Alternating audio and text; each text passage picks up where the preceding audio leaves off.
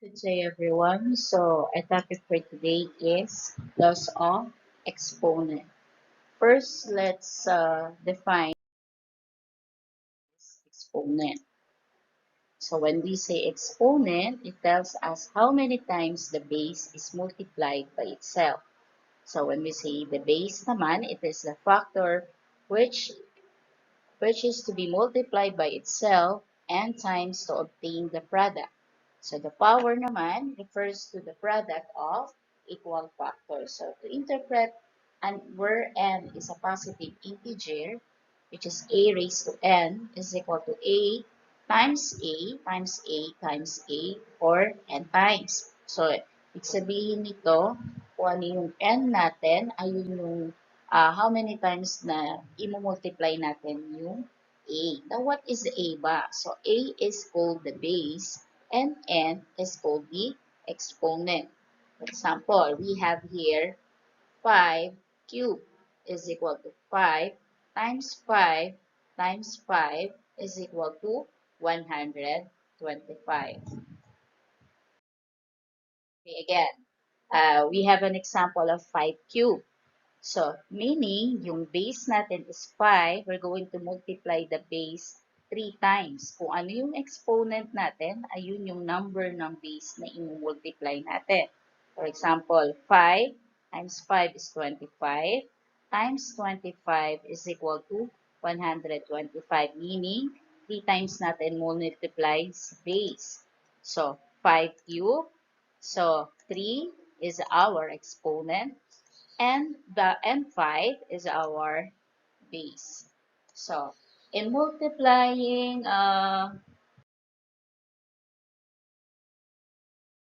loss of exponent rather, there we have loss of exponent for multiplication and division. Pero first, we're going to focus on loss of exponent for multiplication. Number one, we have product with the same base. So, na-discuss natin kanina when we say base. Ngayon, we are going to have a raised to m times a raised to n is equal to a raised to m plus n. So, ano napapansin natin? Same base sila. So, anong base nila? A. So, what are we going to do with the exponent? We're going to add the exponent with the same base. So, yun yung product with the same base. Let's give more examples. Here we have x cubed times x squared is equal to x raised to 3 plus 2. So, we add the exponent since same base sila, which is x. So, the answer here is x raised to 5. Second example, if you will notice, pare-parehas sila ng base. So, we have here m raised to 5 times m raised to 7 times m raised to 9 is equal to m raised to 5 plus 7 plus 9. So, we're just going to add all the exponents of the same base. So, we now have m raised to 21. The third example is we have here ab cubed times the quantity of a squared b times the quantity of ab. Kung papansinin natin, dalawa na yung variable. May a and may b. So, pare-parehas may a at pare-parehas din may b. Si a, kapag wala kayong nakikitang number or exponent doon, it means yung exponent niya is 1. So, for this is the answer. We have here a raised to 1 plus 2 plus 1. So, exponent nung first term natin is 1. The second one is 2. And the other one is 1. So, we're just going to add the exponent. Next is b raised to 3 plus 1 plus 1. So, we now have a raised to 4, b raised to 5. Next is 4x cubed times 5x squared. So this one is meron na tayong monomial kay monomial, multiply monomial to monomial. So yung constant natin, 4 and 5, so siya yung multiply natin. And then since we have the same base, which is x, we're going to add their exponent. So what is 4 times 5? So that is 20. X raised to 5 dahil inad natin yung exponent ni x. Third example, we have 3m squared times negative 2m cubed times 4m raised to 7. Again, tulad ng ginawa natin doon sa naunang example, we're going to multiply all the constant. We have here 3, negative 2, and 4. Then, yung mga same base natin, which is m, we're going to add their exponent. So, we have here m raised to 2 plus 3 plus 7. Now, let's multiply the constant. We have 3 times negative 2 is negative 6. Times 4, we have negative 24. M raised to 12. So, inad natin lahat ng exponent na same base. Okay, the third one, dalawa na yung variable. So, dun sa nauna kasi is 1 lang, which is m. Dun sa last example natin, we have here 2mn raised to 5 times the quantity of negative 2m cubed n times the quantity of 3m cubed n squared. If we're going to notice, hindi lang laging yung bullet symbol yung ginagamit sa multiplication. Meron din tayong ibang symbol na ginagamit natin sa pagmumultiply, which is parenthesis or sometimes the multiplication symbol x. Pero sa algebra or sabihin na natin sa grade 8, bihira na lang natin gamitin si x as a multiplication symbol. So most of the time, we use the bullet or the parenthesis. Now let's proceed to the example. We're going to multiply the constant, which is positive 2 times negative 2 and negative 3. Then we're going to add the same base, the exponent of the same base. So yung exponent ni m, which is 1 sa una, the second one is 3 and 3. So we're going to have m raised to 7. Kay n naman, the exponents are 5, 1, and 2. So we have here n raised to 8. Then, the final answer will be 2 times negative 2 is negative 4 times 3 is negative 12, m raised to 7, n raised to 8. So, yun yung ating product with the same base. So, we're going to have a practice set. So, you're going to simplify and you are going to answer this on your notebook. So, check na lang natin yun after or sa meeting natin. Next will be exponent for multiplication, power raised to a power. So, pansinin nyo, we have here a raised to m, which is raised to n then. So, what is the difference dun sa kanina? Meron siyang open and close parenthesis, tapos nasa labas si exponent. Kaya sinabi niya, power na siya, may power na siya, ni-raise pa rin siya dun sa power din. So, anong gagawin natin sa exponent kapag ganito? We're going to multiply the exponent. So, a raised to m times n. So, a power raised to a power. Example, we have here x cubed raised to 3 or a cube of x cubed. Sometimes we read first kung ano yung exponent na nasa labas ni parenthesis. A cube of x cubed is equal to, ano ulit gagawin natin? We multiply the exponent. So, x raised to 3 times 3 is equal to x raised to 9. Okay, the next one is the 7 of m squared or m squared raised to 7. So, we have here m raised to 2 times 7. Pag mumultiplyin lang natin yung exponent sa labas, tsaka yung exponent sa loob, kung ano yung base natin. So, since 2 yung exponent ni base m, we're going to multiply 2 and 7. So, what is the answer? We have here m raised to 14.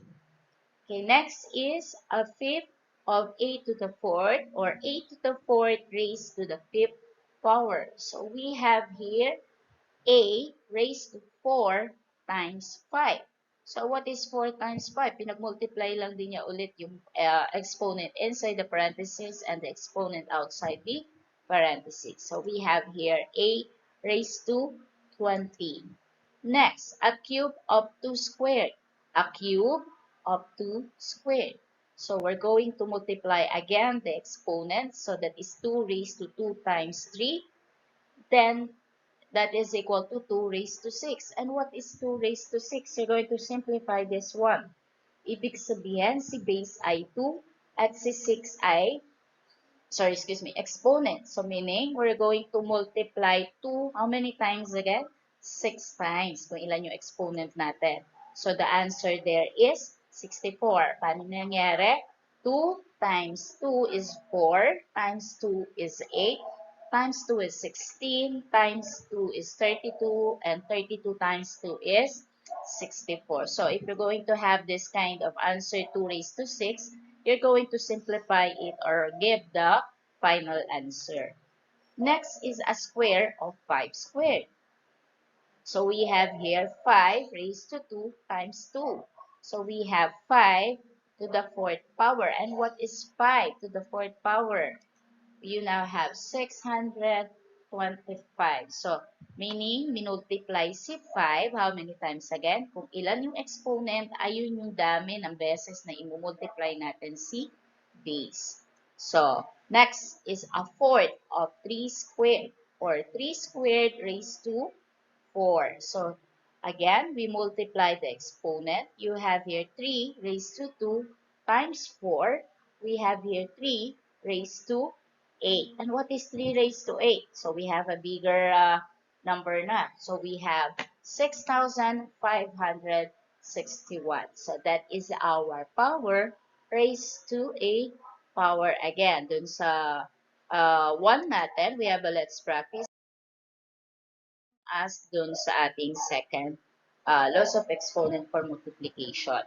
So, you're going to simplify these numbers 1 to 5, then answer it on your math notebook. Okay, last one, laws of exponent for multiplication, we have product raised to a power. So, meaning you have here an n of AB or AB, quantity of AB raised to n. Kapag ganito po yung equation na makikita nyo, you're going to distribute the exponent sa lahat ng base na nasa loob ni parenthesis, a base. So, we have here A and B.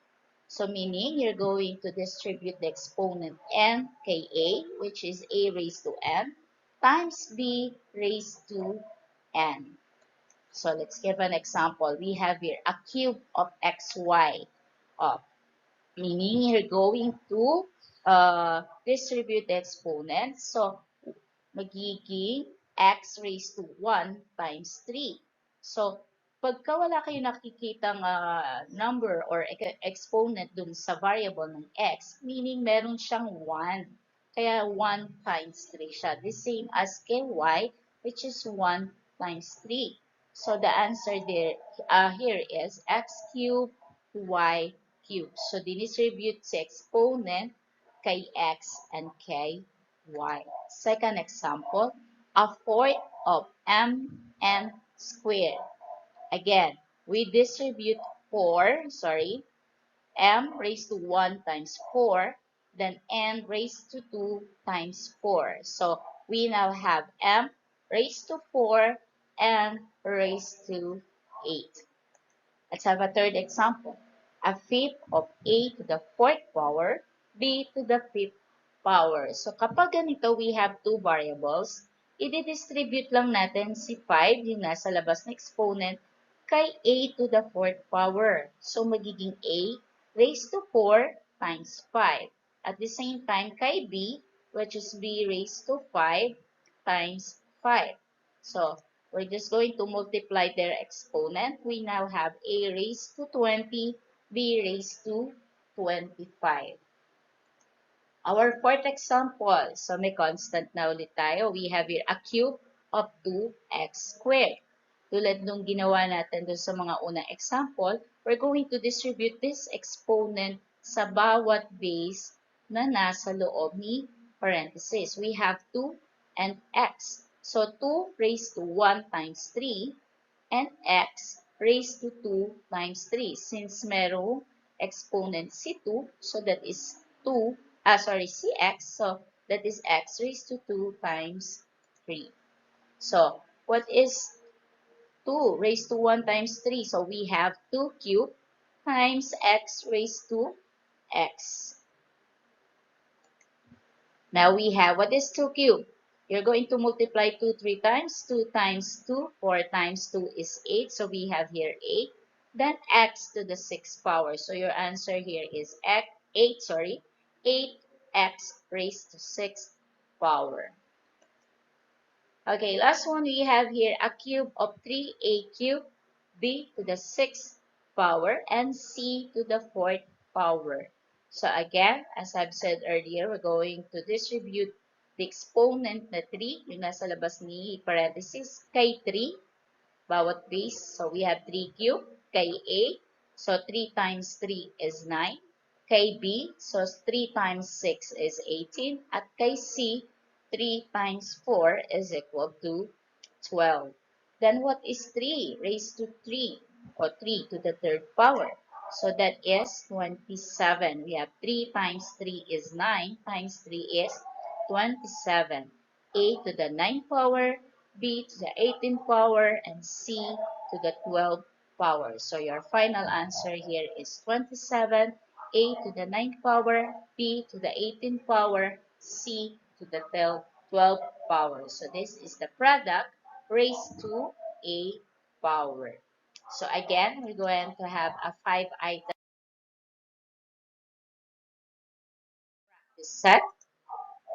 So you're going to answer this again on your mathematics notebook. So for now, ayan muna yung ating loss of exponent for multiplication.